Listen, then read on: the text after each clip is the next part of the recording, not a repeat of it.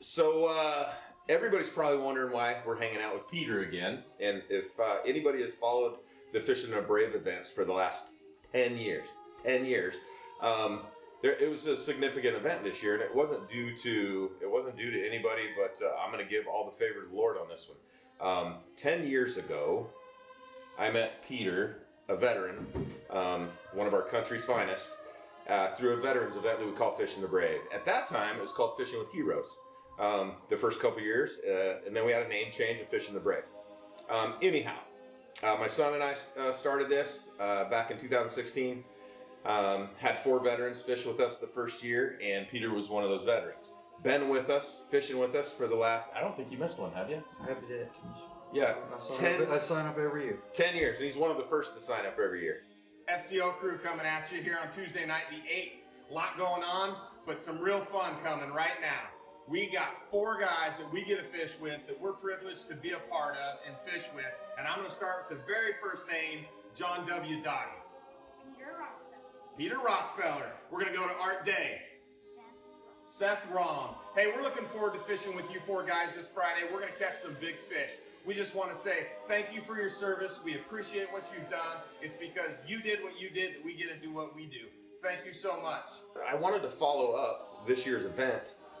You probably saw the 2025 event that Eric Birkenbein with Outlaw Outdoors put together for us, and it was a slamming video. If you haven't checked it out, check it out. It's kind of all over the internet, but if you need it, you can get a hold of me. But anyhow, back to the story. Peter had been fishing with us for 10 years. We're going year after year after year, and we get into our 10th year, and this is where it gets special. The whole event was special because it all started 10 years ago, and we didn't recognize it until this year. And then my wife Angel and I really have spent some time just conversing about it and letting the Lord speak into our life about it. And I wanted to share it because it's Christmas season, and I think it's today's just one of today's Christmas stories, that He is alive and He is real. The 9th year, which was last year, 2024. It was stressful. It's stressful every year. Peter can attest that every year I say, not doing this again. There's a lot that goes in. Yep. And they take on a lot to put it together. It's a lot. I run my own business as well, so it's a lot to put together. But we have some amazing sponsors, amazing people that help us out. But I say it every year that I'm not doing it. And so the 9th year, I said, I'm done. I'm not doing this again. And my wife said, well, we need to at least take it to 10 years and let's go out with a bang. And I'm like, all right. So we talked about it a little bit. And then after the event, everything's done. All the teardown's done. All the events put away. We celebrate with a lot of the captains that come from out of town to help with this event, because we have some amazing captains that help us out every year that make this event happen, because it truly doesn't happen with all the volunteers. I'm just a vessel that carries the point man for everything. It all comes down to we're driving home. The event's done. We're driving home. And my wife looks at me, and this is how we're driving. She says, let's give away something big. And I'm like, all right, big. She doesn't like to talk. She doesn't like to talk. She doesn't like the camera, and I don't either. But we're if we don't talk, we don't get to share the story. So we're going to talk. So she said, "Let's give away something big." And I know it's a long, drawn out video, but just bear with me. And I said, "All right, what do you have in mind?" And she says, "Still laugh about it today because I didn't understand it. I at the time that she said this, I didn't understand it, and it'll all come together at the end of this video. I promise you." She said, let's give away a Harley. And I said, just like this, you're out of your mind. She said, no, let's give away a Harley.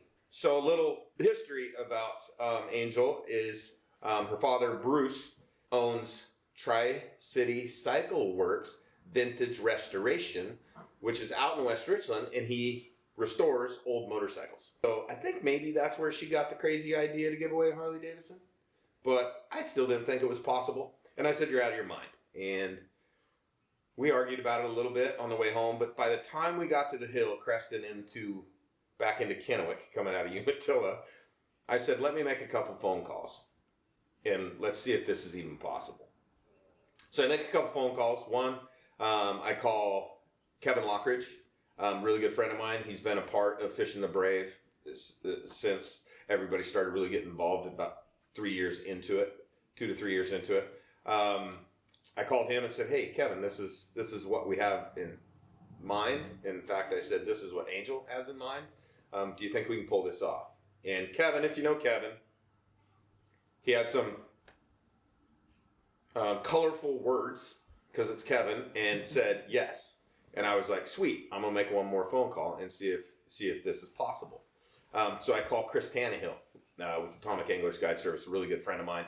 Has helped me out tremendously in times of need. And I said, hey, here's what we're thinking. Do you think we can pull this off? And he's like, yeah, no problem. So at that point, we didn't even know what it looked like. We didn't know how to make it happen. We didn't have any existence of how to make it happen. I told Angel when we got home that, yeah, we're going to do it, but you're calling your dad. I'm not doing it. So if you get Dad to buy into it and support it, and this is where, unfortunately, she's going to have to tell that side of the story because I don't really know it. But she made the phone call to Bruce, and here's what happened.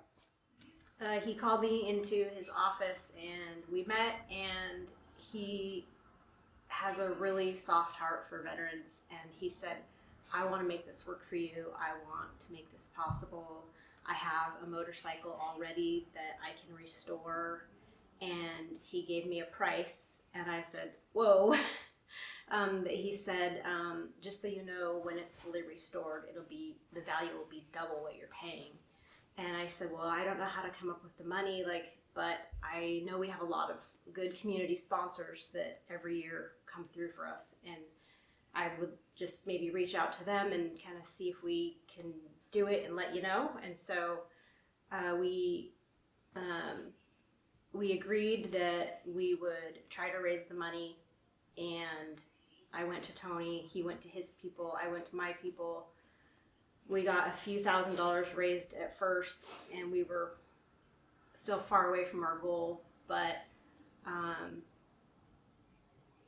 think Tony stepped in and he made it happen, and he pushed me, and we worked together. And if you've ever seen the cattle prods that actually sting a bit, I grew up around horses and that kind of stuff. My dad was a rodeo boy. Yeah, I used one of those and stung her right on the old keister. We were only a few months away. July, August, and we weren't close. We were kind of a quarter way there, and it was like we had to step up and get it going, and we waited too long, and we didn't think it was going to be possible. So we just started doing an outpour to the community and an outreach to the community, and the community stepped up and made it happen, and we got it done by, I don't know, September, probably sometime in September. Got new tins ordered for it. Got those over to our painter, Jeremy Mensinger with Swagger Inc. Happens to be a guy I went to high school with, and a good friend of mine lives right behind me. And then, God bless Jeremy, he got it done. We were coming down to the fine lines on that one too.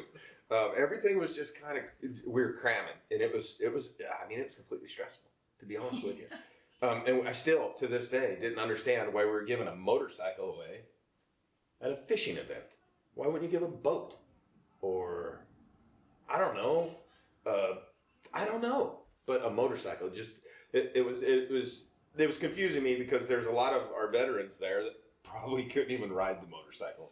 You know, if they were to win the motorcycle.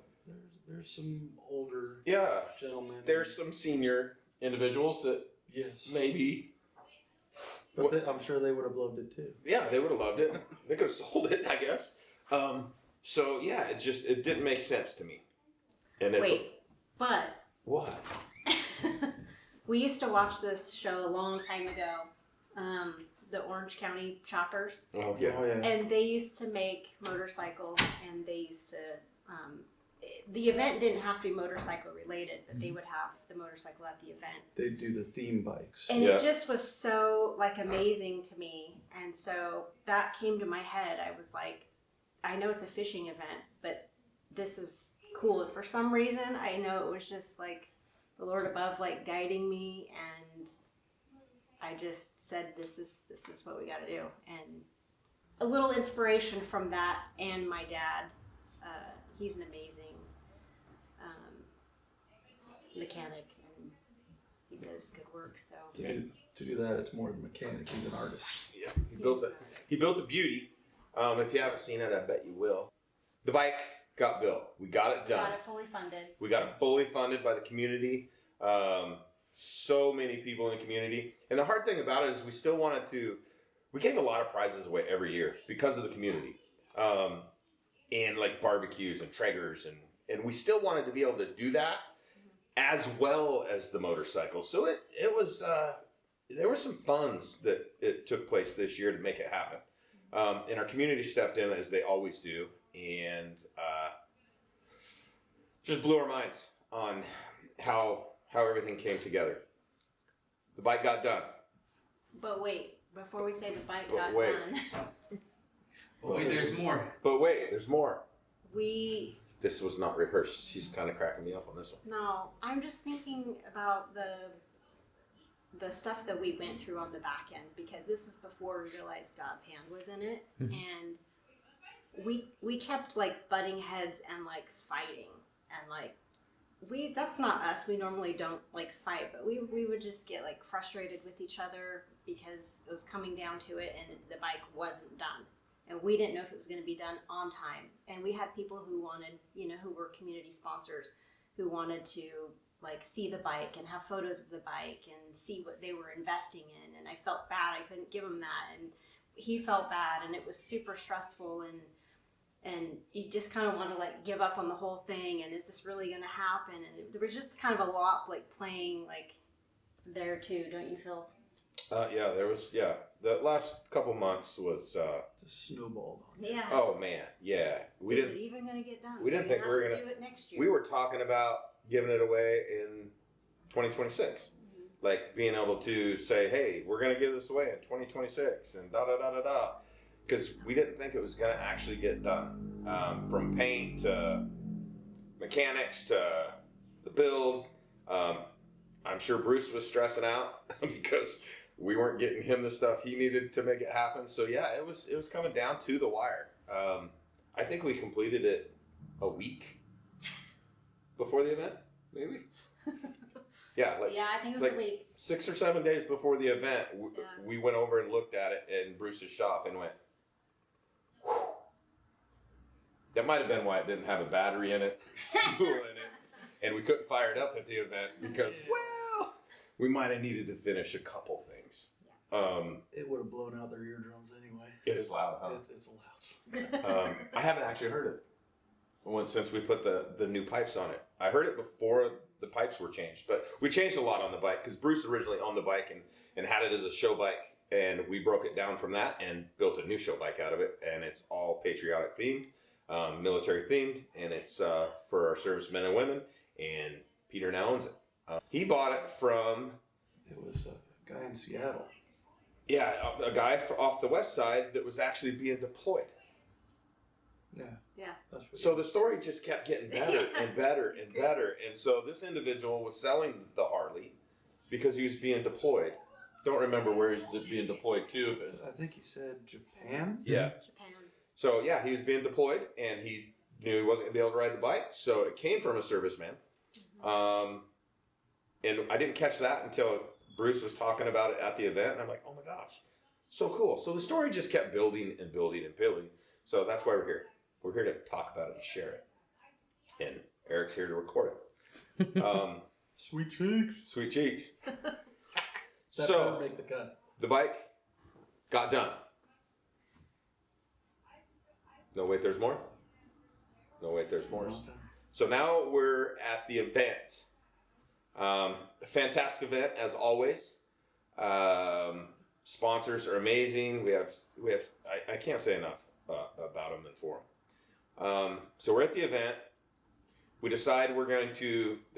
I never gave Monty Webb the shout out for this one, so I'm going to give it to him. Monty says, "Are you going to draw the ticket first, so everybody has a chance?" He's the weather guy, isn't He's the weatherman. He's guy. our news weatherman that is now retired, enjoying life and running all over Disneyland with his grandchildren. So Monty, shout out to you for that one, because that gave everybody a chance to win. Because we still had a lot of prizes that we're gonna raffle off. This raffle is 100% free. Veterans show up, they come to the event, they have coffee and donuts, they share a little bit of stories while they're waiting for us to get going, doing all our registration. They look at the prizes that are going to get won. We go out, we fish, we come back in, we eat some more, we have camaraderie, we share stories some more, and then we start giving stuff away. So we had to give a lot of prizes away. But Monty, again, said, hey, and this was a couple days before, because I was actually showing Monty the motorcycle a little bit, because I was trying to get it on the news a little bit towards the end there, but we just didn't have time.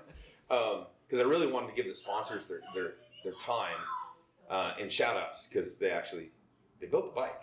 But it didn't happen. But anyhow, Monty says, are you going to draw the ticket first? And I was like, why would I do that? I would want to wait till the end. He goes, well, so everybody can have a chance. And then I thought, I'll draw the ticket. And then I'll share the ticket at the end. So, drew the ticket, put it in my little pocket here, and it was kind of cool to carry around knowing that I had the ticket. I knew that I had the ticket of the winner. Didn't know who the winner was at the time. But I knew that I had the winner in my pocket. And if you've never done anything like this, we're giving away I would say it's a $20,000 motorcycle. And I've never done that. Never been a part of that. Didn't even think it was possible. And I had the winning ticket in my pocket. So I was carrying it around all proud, telling everybody I had the answer. So we give everything away. Everything away. Did you have any thoughts at that point? Yeah, what did it feel like when everything's gone and you still have a ticket? At 10 years, I've been going to this. The first couple years, I think you started giving stuff away in the second year. And it was for like biggest and smallest fish. You got a rod or a reel or something, which was cool. And then, eventually it grew into what it's done. And, more and more sponsors. And so more and more raffle prizes. And I've never won a single thing. I've sat there every year. I come to fish and hang out with people and hear stories, but I've never actually won a single thing. You've never won a raffle? I don't believe so. If I have won a raffle, then it wasn't like one of the big prizes or anything. It might have been maybe a hat or something. I don't. Yeah. I've got a few of your hats because I actually pay to go fishing with him as well. But so I'm sitting there and I'm like, oh, that heated vest, that'd be freaking cool for duck hunting season.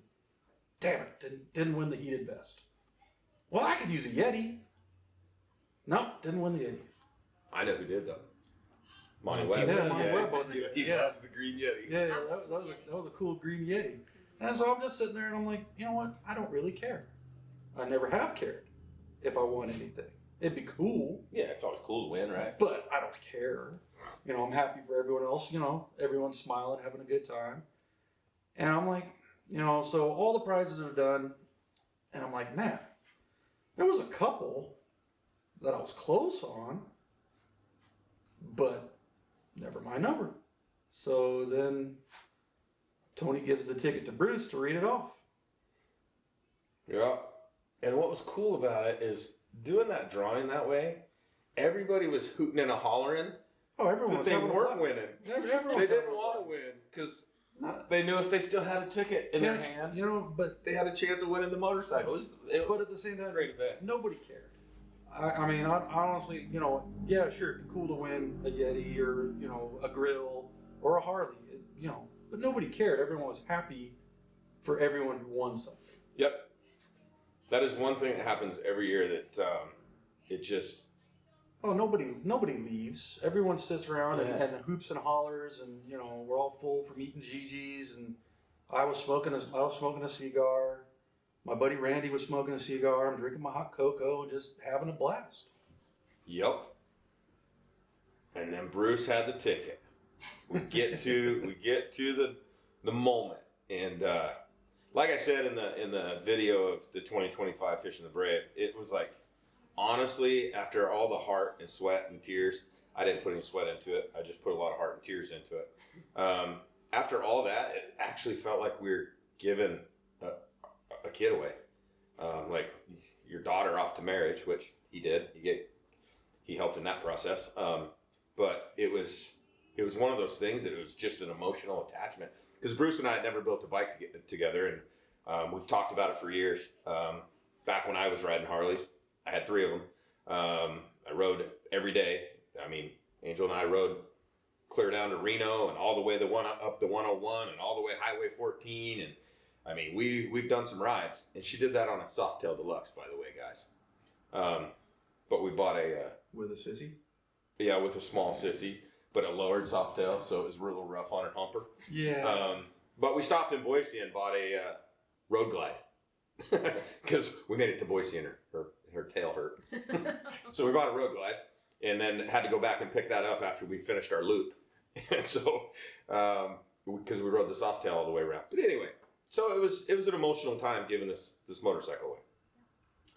And Bruce had attachment to it just because he had owned it for a while. So it was neat. It was cool. But he got the ticket and he played a little bit with it. He had some fun. He had some fun giving it away. But when it came down to the last... Tony, I can't read that last number. Yeah, Tony, I can't read this last number. When it came down to that number... I can't make this up. How about a 2? 2602. I wished I would have had everybody that had, because there had to be so many people that had the first the 6 or 8 numbers, whatever it was. Like he called out, 260, and I'm sitting there just going, I have a 26 because mine was in my pocket. I wasn't even looking at it. I'm like, I have a 260. There was also a couple 260s already called, so in the back of my head, I'm like, that might be kind of cool. And then so Bruce calls out that last number, and I was just like, someone had a cell video that was up of it somewhere. My whole face just went blank. I was like, because I was trying to comprehend, and I'm like, Did you know what your last number was? I knew. And I'm just sitting there going, no, he didn't say my number. So I dig it out. I'm like, oh my God, he actually called my number. 2602.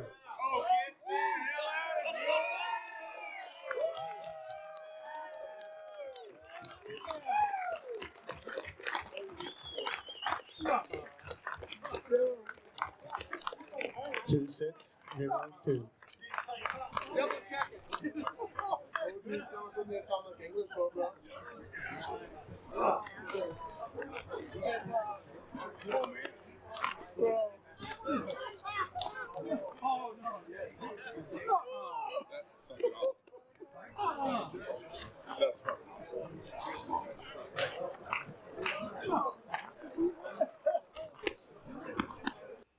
And my buddy Randy was right behind me, and he's like screaming in my ear. And I honestly don't really remember very much. I walked up, and Yeah. it was my number, and I was in complete and total shock. Yep. So was I actually, and it wasn't because I don't know. It wasn't. When you hear the story, and I'm going to have Peter share the story, and that's kind of why we're here. That's the whole reason we're here, actually. It's just so much. If you put this whole thing together, the whole story together, when he starts to really finalize the last details of this story, you're going to understand how it all came together, and how Angel and I and Bruce and Jeremy and all the people that sponsored the bike, we were just vessels, and understanding how it works and how he uses us to be a vessel. And just follow his commands and go through with it, even though there's struggles in it and there's times that make you feel uncomfortable. But then when we heard the story, Peter's story, we actually heard it from Randy, and then just talking to Peter over, I just couldn't keep it to myself, and I wanted y'all to hear it. Peter. So now we're gonna let you guys hear from the man, the myth, the legend, Peter, the story. The legend is Miles. No? The legend is mine. The little legend. Originally, I mean, if you saw the original video and all that, Randy got a couple details wrong, but the gist of it was correct. So I got out of the Army the first time in 2004 after I got back from Afghanistan.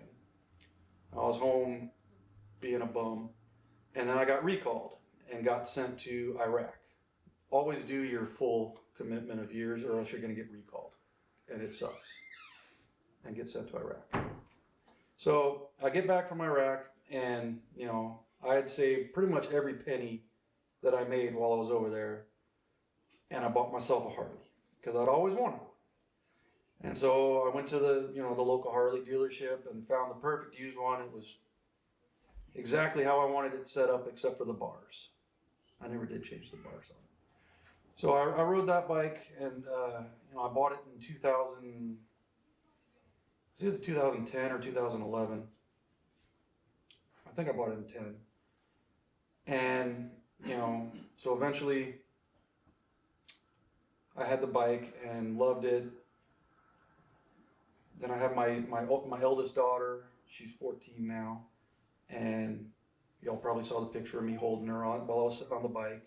My buddy Randy calls me up one day, and he's just like, "Hey, let's go for a ride. We haven't been out in a while," because he has a bike too. And I was like, "Yeah, I just put it on the charger, out in the barn, and put it on the charger to get the battery up so it would start up." And so I was like, "All right, I'll go check it up, see if it'll start." And I walk out, and I'm still on the phone with him, and I'm like, "Ha ha, what'd you do with my bike, man?" I thought he was playing a joke on me. And unfortunately, it wasn't a joke. And we found the tire tracks and all that. Someone pulled up in a trailer one day when I was at work, and my wife Holly and my baby were in the house, and they loaded my bike up onto a trailer and just drove off with it. And so called the cops, obviously, and the sheriff comes out, and he's just like, "I don't mean to be a downer, but you're never going to see your bike again." And I was like, "Well, can't you find it? Someone's got to see it eventually." And he's like, "No, it's already in pieces in California." And so that kind of broke my heart, because that was my bike that I saved for while I was in Iraq, and it was my, hey, you didn't die present to myself. And so I was pretty heartbroken about that. And through the years, I always wanted to get another bike, and I just, I got 3 kids now, house, decent job and all that, but a bike just was always out of reach with the money, because, they're not cheap, especially if you want a Harley. So I never thought I would be able to get another one. And then Bruce called my freaking number, and I got a Harley. And you kept your motorcycle endorsement. Yeah, all these years. All these years, I kept my motorcycle endorsement, my helmet, my leathers. I kept them all. Just in the off chance that, hey, maybe someday you'll hit the lottery, and you can go buy yourself your dream Harley. And I didn't even have to buy a lottery ticket. I got a raffle ticket, and it was my number. It was your turn. 2602. Mm-hmm. I'm gonna get it on my fingers. Oh, that's awesome. Because these are my daughters, and so I'm gonna put 2602 right there. So, to wrap it all up, looking at the whole picture of it, that started 10 years ago, with this guy jumping on the boat with us. And the funny thing is, I wasn't even supposed to be on the boat. Randy was supposed to be on the boat. Because Randy was buddies with another guy that was going, Seth Rom, and Randy had to work that day, so he called me up and said, "Hey, you want to go sturgeon fishing? One of my buddies is going." I'm like, "Well, I don't know these people, because I usually don't like people." But Randy's like, "Oh no, my buddy Seth, he's cool, and he's got a buddy who's going, and it's a vet thing, and it's free." you'll have fun. So Seth came and got me that morning, and we drove down to Umatilla, and I think we boated 18 sturgeon that day. It was a good one. We were the only ones out there. I just remember you lost the big one.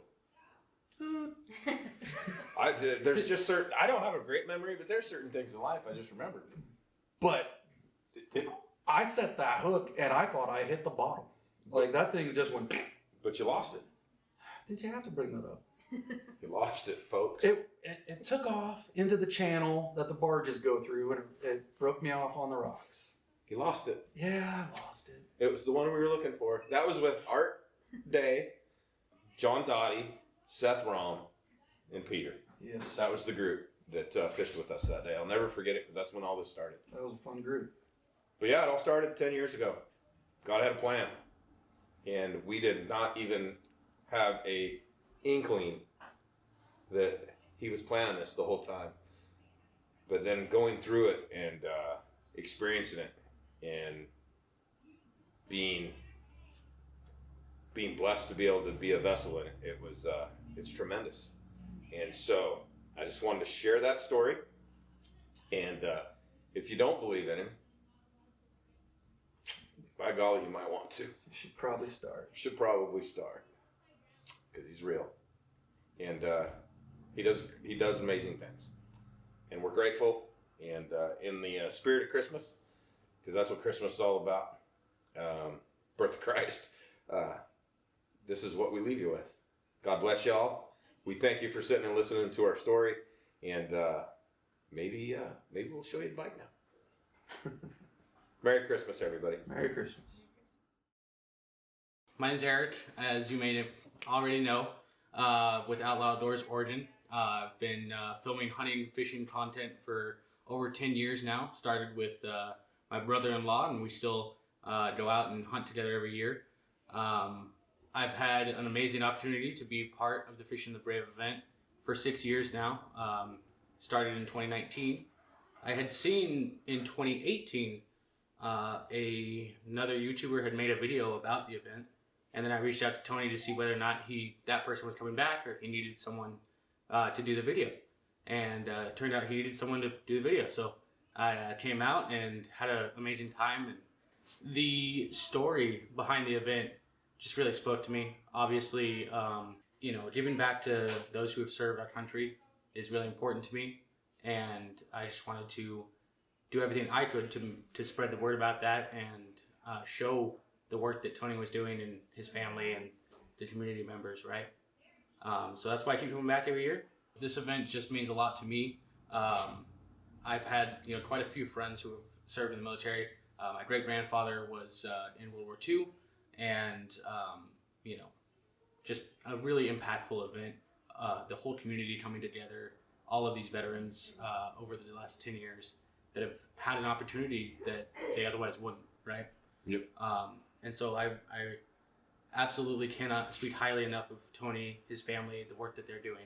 This year's event was just 10 times as impactful. Just so much emotion, life-changing for so many people, not just Peter, obviously, but others in the community as well. And, yeah. Changed mine. Yeah. Definitely changed my perspective on things. To just be just part of that experience. Just blew me away. Like I said, being behind the camera at this event, just all the meaningfulness of the whole event, especially this year, just above and beyond what it normally means, right? The emotion behind everything, the story, Peter's story, the 10-year anniversary. Peter was the first guy, one of the first 4, and just coming that full circle moment, it's just absolutely so impactful to me and obviously to a lot of others.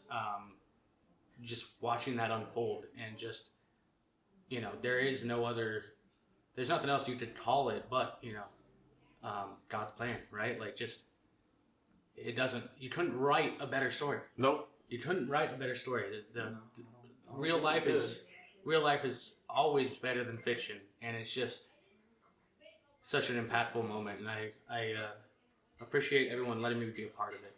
Heck, we're thankful. We're thankful and grateful. Maybe we'll let you fish next year. Sometimes I outfish other people on the boat, just so you know. Oh. Every once in a while. He gets to fish a little bit. No. We stop and fish a little bit while we're running around. getting I never saw him footage. fish when he was on my boat. Well, he probably couldn't fish when he was on your boat. He needed to really pay attention behind him. Yeah. Front Had to of keep my him. guard up. At one point, we were the big boy boat. You know. Yeah. Yeah, little Tyler Brissett shout out there. Yeah. Where you at, buddy? I think that does it.